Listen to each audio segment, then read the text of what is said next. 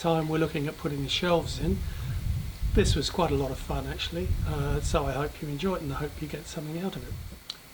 I just wanted to show you the precise technical drawings that I did when designing this. Most of it's been made up as I went along. Enjoy. Now I'm drilling the holes through here. I've got all three of the uprights together to drill the holes down through, and what I'll do is actually then cut a slot into here for the other shelf to go into. So I've already done that side, so I can now do this side, make sure they're all lined up.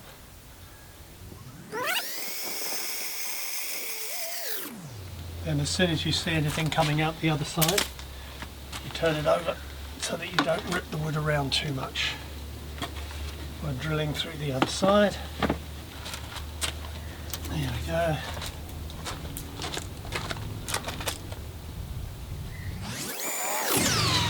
There we go. Nice neat holes. Now I can cut the slots. So that gives us all three holes for the three shelves. And I should be able to measure and cut those slots now. And there's the first slot cut. Only another 5 to go. So now out comes the router table, in which I'm cutting the slots for the shelves in both directions. Very, very useful. Leaves me with one to cut for the middle shelf. So now we have our first trial assembly. These are the end pieces. These have got three slots cut in them that way. There's the end piece there. And so far on the actual shelves I've got two slots cut. So we'll give it a go and see what happens.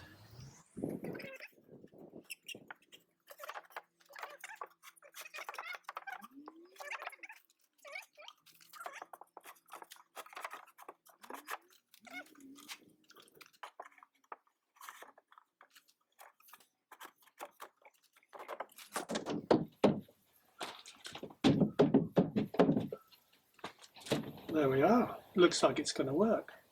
The whole idea of doing it this way is to be able to make these shelves completely removable.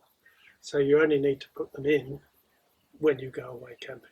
Cut the other slot, then paint them. Didn't have a proper guide for anything that wide, so trick taught to me by my old friend Scott is to just clamp a couple of boards that will run along the edge of the router, and then you can put the whole thing through.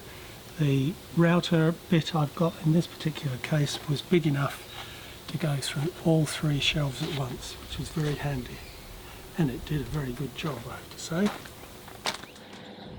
So now the shelves have been painted and I've assembled them together. They all slot in there very nicely. This is the wax from a tea tree, which I rubbed into all of the grooves here, and that meant that they would actually slide in and out without too much effort. I noticed that the slots that I cut with the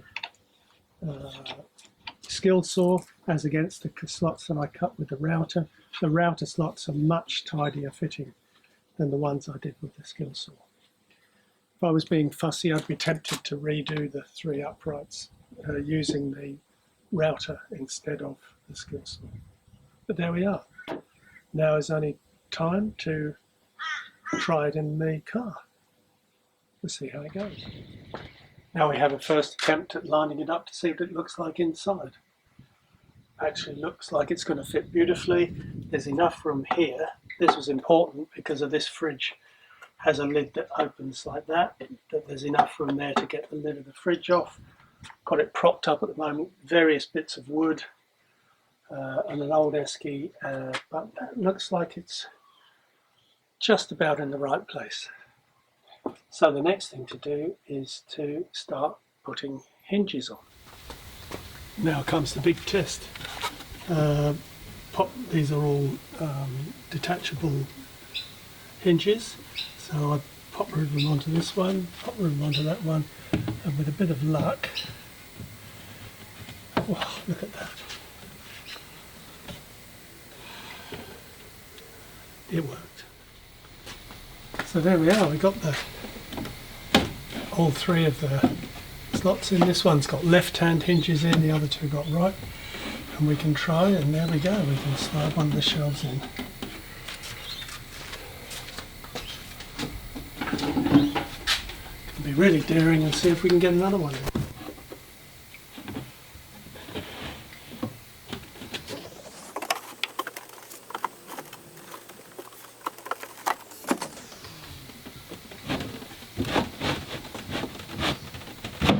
And there we go, there's another one. How about that? Now, one of the important things for us was to be able to get this fridge lid off. Luckily it's one that detaches in that way, so that it's easy to get on and off when you want it to. So that works. How about that? And there you have it, all in place. I'm very pleased with that.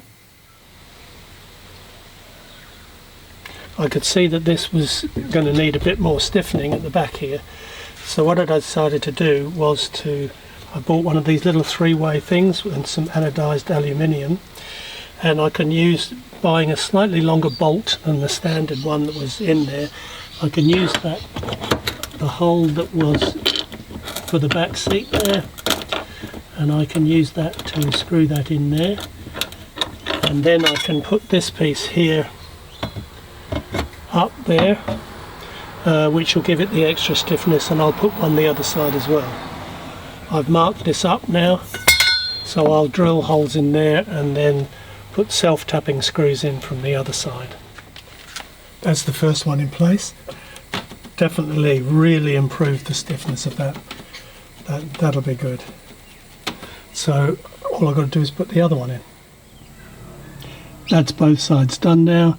Done the one down there, and it goes up to the top, be just underneath the top shelf, I hope. I'll have to cut a slot in the other two shelves on the way down, but that has made a huge difference. So the last bit to put into place is the cover for it. Put in half hinges on there.